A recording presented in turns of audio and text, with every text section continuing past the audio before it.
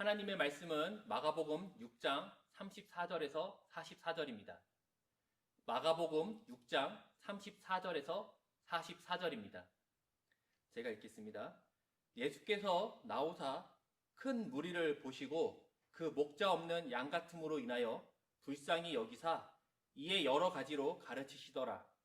때가 저물어 가매 제자들이 예수께 나와 여짜오되 이곳은 빈들이요 날도 저물어 가니 무리를 보내어 두루 촌과 마을로 가서 무엇을 사 먹게 하옵소서.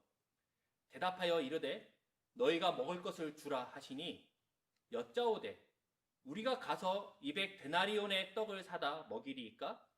이르시되 너희에게 떡 몇 개가 있는지 가서 보라 하시니 알아보고 이르되 떡 5개와 물고기 2마리가 있더이다 하거늘 제자들에게 명하사 그 모든 사람으로 때를 지어 푸른 잔디 위에 앉게 하시니 때로 100명씩 또는 50명씩 앉은지라. 예수께서 떡 5개와 물고기 2마리를 가지사 하늘을 우러러 축사하시고 떡을 떼어 제자들에게 주어 사람들에게 나누어 주게 하시고 또 물고기 2마리도 모든 사람에게 나누심에 다 배불리 먹고 남은 떡 조각과 물고기를 12바구니에 차게 거두었으며 떡을 먹은 남자는 5,000명이었더라. 아멘. 오늘 본문의 말씀은 오병이어로 유명한 말씀이죠. 그래서 말씀을 듣기 전에 우린 대충 예상해요. 이 말씀은 예수님의 능력을 나타낼 것이다. 오병이어의 기적이 중심이 될 것이다 라고 말이죠. 오늘 본문은 사실 하나님 나라의 왕이 되시는 분이 어떤 분이냐를 소개하는 내용으로 되어 있어요. 사람들이 일단 모여들었어요. 이들이 어디서 모여들었냐 하면 마가복음 6장 7절에서 13절에 보니까 제자들의 전도 여행을 통해서 모여든 사람인 거죠. 제자들은 나가서 얘기했어요. 하나님의 나라가 임박하였다라는 복음과 그 증거들을 보여줬죠. 사람들은 궁금해하는 거죠. 하나님의 나라를 가져오실 그 그리스도, 그 메시아가 대체 누구냐? 그 그리스도가 어떤 사람이냐라고 말이죠. 34절에 보니까 주님은 그들을 보고 불쌍히 여겼다라고 하세요. 불쌍히 여긴다는 것은 무슨 뜻이죠?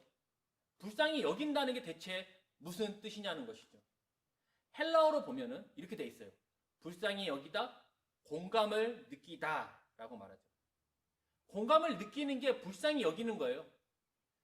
공감은요, 동정하고 달라요. 동정하는 것은 그 사람의 입장과 환경과 마음이 되어보지 못했지만 다만 나보다 못하기 때문에 느끼는 감정이 동정이에요. 공감하는 것은 그 사람의 입장과 환경과 상태를 경험한 사람이 느끼는 감정이죠. 누군가 잃어본 적 없는 사람이 소중한 사람을 잃어버린 사람에게 가서 가볍게 또 너무나 단순하게 답을 제시할 수 없어요. 왜냐하면 공감을 하기 어렵거든요. 하지만 예수님은요, 우리의 입장과 환경과 마음의 상태를 알고 계셔요. 아무것도 모르면서 절대적인 기준을 갖다 대면서 너 왜 그렇게 못하냐? 왜 너 그렇게 공부하지 않느냐? 너 왜 이렇게 결단하지 못하냐? 라고 하지 않으신다는 거죠. 사실 공부를 못 해봤던 사람이 못 해본 사람의 마음을 알아요. 항상 공부를 잘했던 선생님은요, 정말 못 가르쳐요. 왜냐하면 그들을 이해하지 못하기 때문이죠. 항상 이렇게 얘기해요. 이렇게 하면 답이 나온다. 왜 못하냐라고 얘기하죠. 신앙도 똑같아요. 항상 교회에 있었고 또 한 번도 다른 길을 가보지 않은 사람, 삶이 없는 사람이 가르치면요, 다 망가지는 거죠. 왜 그렇게 신앙이 없냐고, 왜 이렇게 믿음이 없냐고, 그 길을 왜 못 가냐고 정죄하는 일들이 생기는 거죠. 주님은 이 마음 때문에, 불쌍히 여김, 공감하는 마음 때문에 죽은 과부의 아들을 살리셨고요. 또 이 마음 때문에 병자를 고치셨죠. 또 이 마음 때문에 주인은 종의 빚을 탕감해 주었어요. 그러니까 그 주인은요, 빚져본 경험이 있는 거예요. 공감이 되는 거죠. 또 아버지는 돌아온 아들을 뛰어나가 안아주는 거죠. 예수님을 따르는 자, 그 제자, 하나님의 백성이 되었을 때에 가장 기본적으로 생기는 감정이 뭐냐? 바로 불쌍히 여김, 공감을 느낌이라고 할 수 있어요. 하나님 나라 백성의 삶이 뭐냐? 사실 너무 추상적이에요. 그 기독교 윤리는 사실 어렵거든요. 근데 하나님 나라 백성의 삶은 분명한 것은 율법과 규율에 있지 않다는 거예요. 구원을 받았다는 것은 자유자가 되었다는 거예요. 종이 되지 않았다는 것이고, 또 자유자가 되었다는 것은 본인이 선택할 수 있다는 걸 의미하거든요. 어떤 법에 매여서 이렇게 하면 복을 받고 이렇게 하면 심판받는다가 아니라는 것이죠. 갈라디아서 5장 1절 보면 그리스도께서 우리를 자유롭게 하려고 자유를 주셨으니 라고 말하세요. 그러니까 그리스도인의 삶의 방식, 하나님 나라 백성의 삶의 방식은 뭐다? 자유라는 거예요. 뭐 자유에 대해서 우리가 또 오해하는 게 나중에도 한번 다루겠지만, 자유를 약간 방임으로 여기는 사람들이 있어요. 막 자기 마음대로 하는 거. 그게 아니고 인격에 따른 자발적인 행위를 뜻하는 거예요. 인격의 변화에 따른 자발적 행위죠. 그 인격 변화의 가장 기본적인 근거는 뭐다? 불쌍히 여김, 공감을 느낌이라는 것이죠. 이러한 인격 변화가 없으면 여전히 자기 뜻대로 되기를 주장하고요. 또 자기 마음대로 되지 않는다고 하여 상대에게 소리를 지르는 일들이 생기는 것이죠. 물론 아직 그 상대방의 입장을 경험하지 못해서 공감을 느끼지 못할 수 있지만, 분명한 것은 시간이 흐르고 인생의 많은 것을 경험할수록 불쌍히 여김, 공감을 느낌이 성숙해지는 것이죠. 나이를 좀 지그시 먹으신 분들을 보면 두 가지의 그 부류가 있어요. 첫 번째 부류는 자신의 인생을 통해서 다른 사람을 공감해 주는 거예요. 자기가 옛날에 경험했던 많은 어려움이나 인생의 고민들을 지나고 나서 그 동일한 일을 경험하는 이들을 보면서 공감하는 거예요. 불쌍히 여김을 느끼는 것이죠. 또 한 부류는 인생의 경험을 통해서 자기 주장이 더욱 강해지고 분노하고 다툼이 생기는 그 케이스죠. 하나님의 주인 되심을 믿는 그리스도인들은 당연히 전자에 속하는 게 분명하죠. 부부의 관계, 자녀와의 관계, 사람과의 관계는 사실 이익의 관계, 또 의리를 중시하는 관계가 아니라 바로 이 불쌍히 여김, 공감의 느낌으로 이루어진 관계가 되어야 해요. 남편을 볼 때마다 이 사람이 진짜 주말에 집에 왔으면은 집에 와서 일도 하고 애들하고 좀 놀아주고 그래야지 맨날 누워서 TV만 보고 있다고 이렇게 얘기를 한다든지, 아내를 볼 때마다 이 사람 맨날 집에만 있는 사람이 하는 것도 없으면서 애들 교육은 이렇게 시키고 나는 돈도 벌어오는데 라고 말한다든지, 자녀를 볼 때마다 옆집에 있는 누구는 어떻게 한다든지 너가 대체 뭐가 부족해서 이렇게 열심히 하지 않느냐라고 말하게 되면 그 관계는 다 박살나는 거죠. 집에 들어가기가 싫어지는 거예요. 그리스도인들은 주님께서 그러하신 것처럼 서로를 볼 때마다 불쌍히 여김, 공감의 느낌으로 발동이 되는 거죠. 그래서 서로를 섬기는 것이고요. 그러니까 하나님이 섬기라 그래서 섬기는 게 아니에요. 하나님이 섬기라 그래서 섬기는 거는 율법이거든요. 그런데 그를 봤을 때 그 마음이 발동이 돼서 섬기는 것이죠. 이게 자유죠. 자유. 서로를 볼 때마다 불쌍한 거예요. 공감이 되는 거예요. 밖에 나가서 얼마나 힘들었을까. 또 집에 있으면서 또 이 사람 저 사람에게 치이고 또 얼마나 그 마음에 많은 갈등이 있었을까. 공부 때문에 얼마나 스트레스, 어려움이 있고 또 그 불안한 미래 때문에 얼마나 근심할까. 사실 우리가 생각하는 것보다 많은 자녀들은요, 굉장한 압박감을 느끼고 불안을 느껴요. 본인도 알아요. 공부해야 된다고 느끼고 부담을 느껴요. 부모님이 자기에게 많은 그 시간과 또 돈을 사용하는 것도 알고 있어요. 그래서 느끼는데 거기다 대고 또 옆집애랑 비교하고 막 얘기하면은 박살 나는 거죠, 관계가. 우리의 왕이신 예수님은 그 대상을 본즉 불쌍히 여김, 공감을 느낌으로 그 모든 행위들이 발동이 되는 거예요. 근데 바로 앞단락에 나오는 헤롯 안티파스는 그렇지 않아요. 그는 디베랴 도시를 건설하였고 그 아버지 헤롯에 이어 유대인의 성전을 완공하였지만 이 모든 것은 권력을 위한 정치적인 행보였죠. 동생 빌립의 아내와 재혼한 것도 그렇고 세례 요한의 그 목을 벤 것 역시도 권력을 위한 행보였어요. 그가 무슨 행동을 하든지 간에 순수하지 않아요.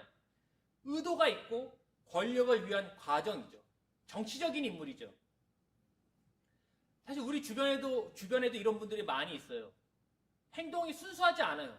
다 목적이 있어요. 의도가 있어요. 자신의 유익을 위해요. 헤롯은요, 그 왕이죠. 헤롯은 왕임에도 불구하고 그 백성을 본즉 이용할 마음, 권력의 도구로 백성들을 삼았던 것이죠. 이런 지도자의 통치를 받는 백성은 정말 안 된 것이죠. 왕은 그 백성을 돌아볼 의무와 책임과 실력이 있어야 되는데 이용만 당하고 버려지는 거예요. 왕을 위해서 소비되는 것이죠. 우리는 이런 인생 살고 싶지 않죠. 존중받고 싶죠. 사랑으로 대접받고 싶은데 그렇지 못한 거예요. 때문에 예수님은요, 그들이 목자 없는 양들처럼 여기셨어요. 목자 없는 양이란 건 뭐냐면 왕이 없는 자들, 통치자가 없는 자들을 의미해요. 그럼 그게 뭐냐? 그럼 부모 없이 떠드는 아이들을 본 적 있나요? 동남아시아에 가면 많이 있어요. 우리도 물론 있죠. 부모의 노력 안에서 보호를 받고 자유를 누리고 정말 철없이 살아야 되는 아이들이 구걸을 하고 훔치고 생존의 자리에 내몰리는 거죠. 주님은 오랜 역사 가운데 왕이 없는 백성, 목자 없는 양들을 그들의 삶을 보셨고 우셨죠. 오늘 그 마음이 백성들을 본즉 다시 발동이 되는 거예요. 그 마음 때문에 주님은 모든 행동을 하세요. 기독교 윤리에 있어서 싸움을 하면 악한 건가요? 기부를 하면 착한 건가요? 어떤 행동을 하는 것보다 더 중요한 건 뭐냐면 어떠한 동기와 마음으로 했느냐가 중요한 거예요. 모든 사람을 도울 수는 없죠. 하지만 우리 안에 불쌍히 여김, 또 공감을 느낌이 발동되는 그 대상을 섬기는 것이죠. 교회를 보며 그런 마음이 드는 사람도 있어요. 어떤 분은 버려진 아이를 보면 그런 마음이 발동되는 분도 있어요. 어떤 분은 부유한 사람들을 보면 그런 마음이 나오는 사람도 있어요. 어떤 대상을 본즉 그 마음이 발동되는 그것이 바로 그 사람의 사역지라는 것이죠. 34절의 후반절에 주님은 그들을 다시 가르치시죠. 이것도 헬라어로 풀어보면 그들을 다시 가르치기를 시작했다. 가르치심으로 통치했다라는 거죠. 그러니까 가르치다가 주동사가 아니에요. 이용하기 위해 가르쳐서 통치하는 이들을 악인이라 그래요. 자신의 유익을 위해서 가르치는 자들은 악한 사람이죠. N번방의 남자들이 그런 경우죠. 자신을 위해 여리고 어린 여성들을 가르치잖아요. 주님은 불쌍히 여김, 공감을 느낌으로써 하나님 나라의 임박함을 가르치시고 그들을 돌보셔요. 그들은 사실 아무것도 아니에요. 통치자가 없어요. 그냥 떠돌아다니는 고아와 같아요. 그들을 불러다가 아무것도 아닌 그들을 불러다가 하나님 나라의 백성이구나 소속감과 정체성을 부여해 주죠. 이것은 사실 굉장히 중요한 거예요. 나중에 또 다루고요. 우리의 왕이신 예수님은 의도를 가지거나 개인의 유익을 위해서 행하지 않으셔요. 우리를 본즉 불쌍히 여김, 공감을 느낌이 동기가 되어서 모든 행위를 하시는 분이라고 소개를 하는 것이죠. 둘째로 우리의 주님은 제자들을 가르치시는 분이세요. 그러니까 우리에게 뭘 맡기고 알아서 하라가 아니라 그 제자들을 가르치세요. 돌봐줍니다. 고용을 하는 거하고 제자가 되는 건 달라요. 고용을 해도요, 가르쳐요. 제자가 돼도 가르치거든요. 근데 고용을 하는 건 뭐냐면 성과를 내지 못하거나 기대치에 도달하지 못하면 자르는 거거든요. 근데 제자가 되는 건 뭐냐면 스승이 인내하여 같이함으로 가르치는 것이죠. 36절에 예수님의 가르침이 길어졌는지 때가 저물었어요. 제자들도 좋은 마음이 있어요. 나쁜 사람들이 아니죠. 좋은 마음에 그들이 먹을 것을 살 수 있도록 근처 마을로 그들을 떠나게 하소서, 그들을 흩으소서라고 예수님에게 권유해요. 무리가 모인 곳이 어디냐면 빈들이에요. 빈들이고 날도 저물어 갔기 때문에 제자들이 이렇게 보니까 사람들이 배가 고픈 거죠. 많은 사람들이 배고파 하니까 좋은 의도로 제자들이 얘기했어요. 이때 주님은 말로만 무리들을 가르치는 것이 아니라 또 말로만 제자들을 가르치는 것이 아니라 실습을 통해서 제자들을 가르치시죠. 그러니까 말로만 가르치는 게 아니에요. 하나님의 나라는 말에만 있지 않고 또한 이런 경험을 통해서 알게 되는 거거든요. 우리 성경에는 빈들로 번역했지만 광야를 뜻해요. 광야란 단어와 같은 단어예요. 광야에 무리들이 모여 있어요. 광야에서 모세는 백성을 1000명, 100명, 50명, 10명 단위로 묶어서 관리를 했거든요. 광야에서 이스라엘 백성들이 받았던 훈련의 내용은 뭐냐면 하나님의 백성으로 하나님의 통치를 받는 것을 훈련한 거예요. 광야에서 그걸 훈련한 거거든요. 이집트의 파라오의 통치, 파라오의 왕됨이 아니라 하나님의 통치, 하나님의 왕되심을 인정하고 배우는 과정이 이 광야, 이 빈들에서 이루어졌던 것이죠. 지금 예수님은 제자들을 이 빈들, 광야에서 하나님의 백성으로 예수님의 제자로 훈련시키고 계신 거예요. 하나님의 백성과 예수님의 제자는 사실 같은 개념을 갖고 있다고 보시면 돼요. 먼저 제자들이 준비됨으로써 다른 일들도 세워지는 거예요. 그러니까 예수님이 다 세우는 게 아니에요. 제자들을 세움으로써 다른 일들도 세우는 것이고 12 제자와 무리들을 같이 또한 훈련시키는 것이죠. 그래서 제자들이 말하고 예수님이 답을 하는 형태로 되어 있어요. 제자들이 얘기했어요. 무리들을 근처 마을로 보내소서, 흩어지게 하옵소서. 예수님이 제자들에게 얘기했어요. 너희가 그들에게 먹을 것을 주라 하셨죠. 다시 제자들이 얘기했어요. 200데나리온이 없다. 그들을 동네 근처로 흩어라. 그리고 예수님이 다시 얘기해요.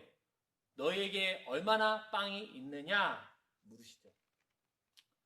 솔직히 예수님의 요구가 이해되지 않아요.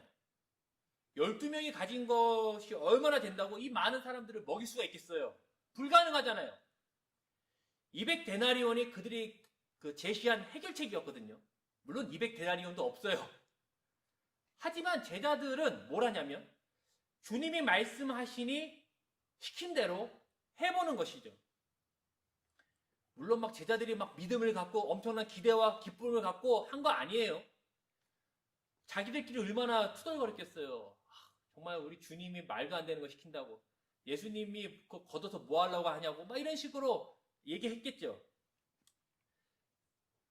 성경에 보면 모세도 그래요. 하나님의 부름 받을 때에 5번을 거절하거든요. 못하겠다고. 자기 절대 안 된다고 얘기 5번이나 해요. 그걸 이해를 못하는 사람들은 모세를 또 정죄해요. 모세가 믿음이 없다는 둥, 하나님이 부르시는데 어떻게 저렇게 대답할 수 있냐는 둥 말하지만, 사실 모세가 40년을 도망자로 광야에서 양치기를 했잖아요. 40년 절대 짧지 않아요. 예를 들어서, 우리가 목사를 청빙하는데, 그 목사가 10년 동안 딴 일 했어요. 10년 동안에 택시 운전을 하고 10년 동안 농사 졌던 사람을 우리가 목회자로 청빙 안 하잖아요. 모세는 40년을 떠돌이로 살았단 말이에요. 주님이 모세를 불러요. 모세가 뭐라 그래요? 자기는 할 수 없다는 거예요. 보낼 만한 사람, 좀 대단한, 좀 어울리는 사람을 보내라고 얘기를 하는 것이죠. 하지만 중요한 것은 하나님이 그렇게 얘기하니까 모세가 하는 거예요. 말도 안 되는 건데 하는 거예요. 그렇게 훈련받은 제자 모세가 이스라엘 백성들을 뭐 하는 거냐? 돌보는 거죠. 이스라엘 백성 역시 광야에서 만나로 훈련을 받아요. 만나를 주신 이유가 뭐죠? 신명기 8장 3절에 보면 이렇게 써 있어요. 만나를 내게 먹이신 것은, 그 이유는 사람이 떡으로만 사는 것이 아니요 여호와의 입에서 나오는 모든 말씀으로 사는 줄을 내가 알게 하려 하심이라. 그러니까 하나님의 백성으로 훈련을 받도록 하기 위해서 광야에서, 빈들에서 만나로 먹이신 거죠. 제자들은요, 주님과 논쟁할 수 있어요. 뭐 이렇게 하는 것이 옳으냐, 말도 안 된다, 어쩌고 할 수 있지만 예수님의 말씀을 따라 먹을 것을 모으고, 예수님의 말씀을 따라 사람들을 질서 있게 앉히고, 예수님의 말씀을 따라 빵과 물고기를 배급하고, 예수님의 말씀을 따라 남은 것을 거두죠. 하나님 나라의 핵심은 왕의 말을 듣고 순종하는 것에 있어요. 예수님의 말씀을 들었더니 복을 받고 병이 낫고, 이거는 나중에 문제고, 더 중요한 건 뭐냐면 그 왕의 말을 듣고 하냐 안 하냐는 것이죠. 양은 자기 목자의 음성을 듣고 행함처럼 사람은 자기 주인의 말을 듣고 행하거든요. 감정이 좋거나 감정이 나쁘거나 이건 나중에 문제고, 일단은 들었으면 신뢰함으로 그 일을 해보는 거죠. 이런 과정을 통해서 제자들은 아는 거예요. 아, 예수님이 믿을 만한 분이구나. 그분이 그 약속하신 일, 그분이 그 목자와 그 통치자로서 신실하구나. 하나님의 나라를 가져오실 그리스도구나 라고 알게 되는 것이죠. 뭘 함으로써? 듣고 행함으로써 말이죠. 그리고 그 제자들을 통해 그 나라가 어떻게 되냐? 확장되고 완성이 되는 것이죠. 예수님은 목자 없이 모여있는 양들을 흩어내지 않으셨어요. 제자들이 그 공동체를 책임질 수 있도록 광야에서 만나로 지금 훈련을 시키고 계신 것이죠.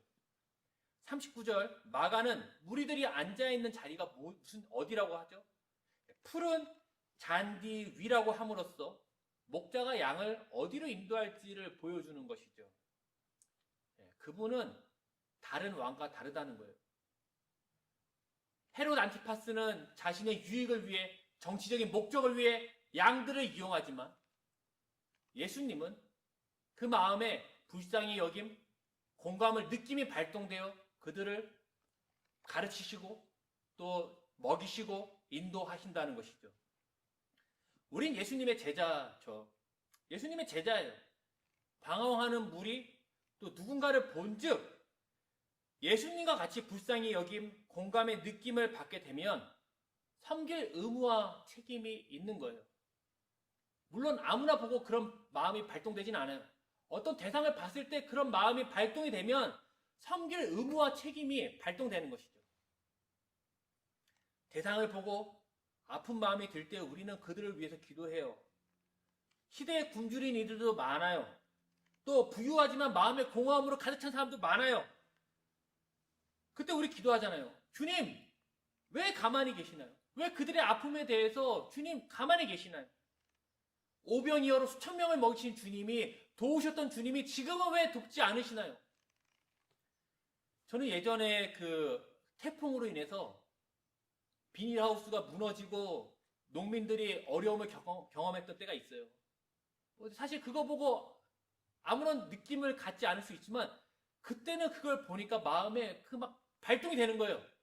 바로 다음날 짐 싸서 내려갔거든요. 봉사활동 한다고. 그리고 진짜로 눈물이 나요. 비닐하우스 무너지고 농사 망친 거 사실 도시 사람들에게는 별 감흥이 없잖아요. 근데 그때는 그게 그렇게 마음이 아프고 눈물이 나고 하나님한테 항변하고 그랬죠. 물론 지금은 이제 또 달라요. 대상이 또 달라지죠. 제자들이 예수님께 구했어요. 그때 주님이 뭐라고 얘기하시냐? 너희가 먹을 것을 주어라 라고 얘기하시죠. 너희가 가진 것을 모으라 하시죠. 우리가 가진 것으로 하나님의 백성으로 살고자 할 때에, 하나님이 주신 그 마음을 발동하고자 할 때에 주님의 일하심을 보게 되는 것이에요. 공부를 왜 하죠? 돈을 왜 벌어요? 왜 아프지 않고 오래 살고자 힘쓰시나요? 주님과 같이 불쌍히 여김, 공감을 느낌이 발동되기 때문이에요. 내가 가진 것으로 누군가를 세우고 섬기고자 하기 위함이죠. 저희도 어떤 예수님의 제자를 통해서 그 마음이 발동된 누군가를 통해서 양육을 받고 섬김을 받았음으로 인해서 예수님의 제자가 된 거예요. 또 이러한 과정을 통해 예수님의 제자로 성장하며 하나님 나라의 확장과 완성을 이루게 되는 것이죠. 하나님의 백성이 된 저희의 반응이 바로 예수님과 같은 거예요. 어떤 대상을 본즉 그 마음이 발동되어 우리가 가진 것으로 그들을 섬기고 또 그 섬김을 통해서 하나님의 일하심을 봄으로 성장하고 그 제자가 되어 우리도 다른 사람을 또 제자로 세우고 그 나라가 확장되고 완성이 되는 것이죠. 이러한 과정을 통해서 주님이 이 땅에 오시는 것이죠. 하나님 나라의 완성, 확장은 결국 제자된 우리에게 달려 있다는 것이죠. 이 한 주에도 많은 삶을 경험하세요. 많은 것들을 보세요. 또 주님이 우리에게 주시는 그 마음에 반응하세요. 그리고 자신의 가진 작은 것으로 할 수 있는 것으로 섬기세요. 그때 하나님께서 일하시는 놀라운 일들을 보게 되므로 우리가 더욱 성장하고 또 더 많은 제자들을 세울 것이 분명합니다. 같이 기도하겠습니다.